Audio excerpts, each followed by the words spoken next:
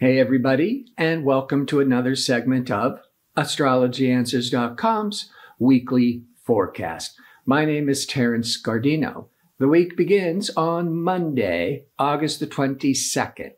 Now, there's a new moon at the end of this week on Saturday, and the rule of thumb is that the week prior to the new moon is a cycle of winding down from the last new moon cycle, of bringing closure, or it's a holding pattern waiting for the next energies to start after next Saturday.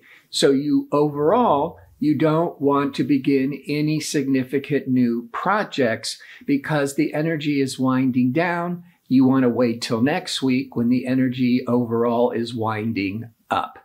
With that said, on Monday, the 22nd, Mercury, discerning, rational Mercury, will be in harmony with profound, deep Pluto. Now, that could be a day of what you're very interested in Mercury, what you're studying, learning Mercury, about all things Plutonian, psychology, the occult, astrology. It's a great day for counseling, researching, and studying. Now, the sun, this is the last day of the sun shining in outgoing, playful, romantic Leo. By 8:17 p.m. Pacific Daylight Time, the sun enters into more sensible, work-oriented Virgo. As if we're in the northern latitudes, that's typical of going into harvest, preparing to go back to school, finishing up your holiday festivities and getting ready for the fall season, if you're in the northern latitudes, and getting back to work.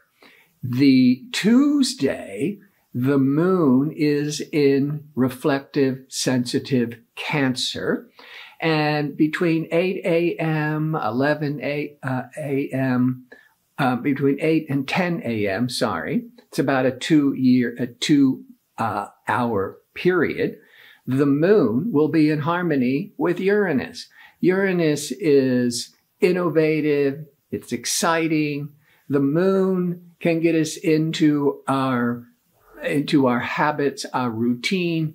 But when it's favorable with Uranus, we can shake things up, get out of a rut, and be open to new experiences. In the early evening, by 7 p.m., for those next 2 hours Pacific time, the moon will be in harmony with Neptune. Moon Neptune can be very imaginative, creative. On one level, it can be very empathetic and healing. It can also inspire charity and helping those less fortunate.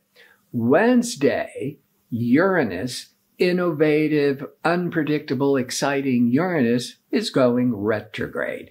And it will retrograde until January the 22nd, 2023. This happens every year. The outer planets all go retrograde. And for most of you, you won't even notice anything. But if you have a planet or a point in your chart that's around 18 degrees of Taurus, Uranus is going to retrograde at 18 degrees of Taurus. And so that retrograde could really trigger some events that could take through January to fully manifest. But like I said, most of you will not be impacted. But the moon that sets the emotional tone will enter into Leo. When it was in Cancer, it's more reflective, it's more nurturing, it's more family-oriented. Then on Wednesday at 6 a.m., the moon goes into dynamic, outgoing, extroverted Leo. And by 11 a.m. into past noon, the moon will be in harmony with energetic, impulsive Mars. Moon Mars, there's a lot more emotional. That's the moon. activity. Great for entertainment, for doing, hanging out with friends, with a lot of physical activities. By 9 p.m. Pacific time, and in those next 2 hours, most people will be asleep, but the moon will be in harmony with expansive protective Jupiter. Maybe this means for most of you a good night's sleep. But this is also very favorable if you're staying up late and studying, because that's Jupiter, or taking the red eye and flying overnight. That's the Jupiter. On Thursday, as the moon continues in extroverted Leo, it's going to be crossing over romantic, pleasure-seeking Venus around 5 p.m. to 7 p.m. Pacific time. It's a Thursday evening, but it's still this end of August, and so people are still on their vacations, and they're still getting out there and enjoying the summer for those in the northern latitudes. And that moon Venus by 5 p.m. Can be a really favorable time for going out to a really nice dinner, for a little bit of romance, for attending a party, to going to an entertainment venue, a concert, the theater. Friday, the moon is going to be, continues in Leo, but it's going to be void of course. From 12 a.m., right after midnight on Friday, Pacific time, until 5:25 p.m. Pacific time. And then the moon goes into more sensible, rational Virgo.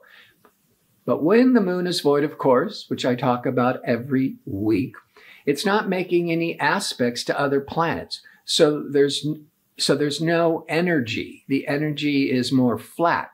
It's okay to just stay with the routine, keep doing the projects, keep working on, the goals you had been doing, but you don't want to introduce anything important that is new, because the energy is not there for it to follow through. Plus, the new moon is not until the next day. So this is also the real shadow period, the more introspective, reflective period of the moon. By midday, pleasure-seeking Venus will be triggering innovative, exciting Uranus.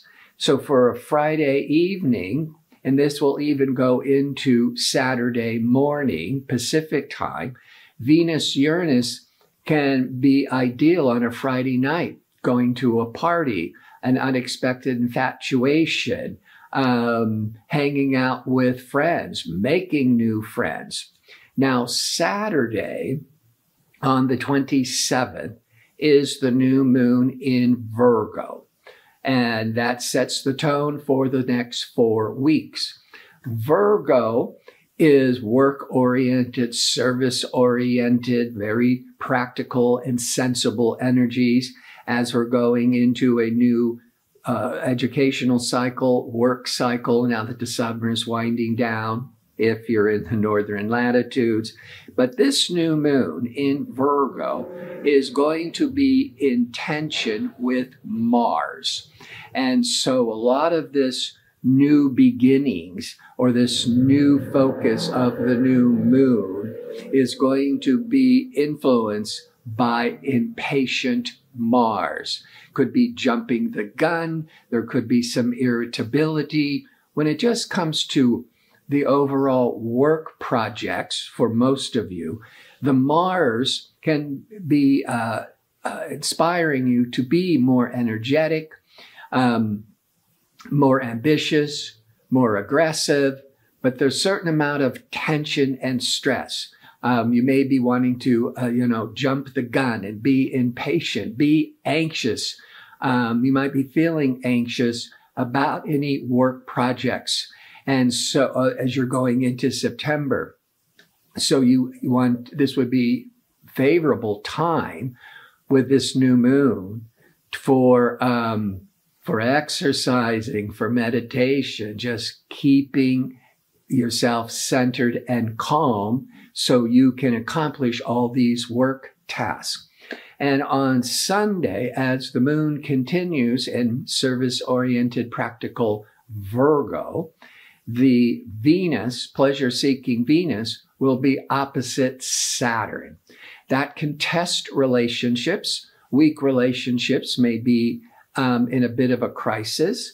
But this may also be a time of taking all that pleasurable activities and start to let it go and prepare for Saturn, for all the responsibilities and work going into the new moon cycle. I want to thank you for tuning in. I hope to see you next week with my next segment. Until then, be safe and well.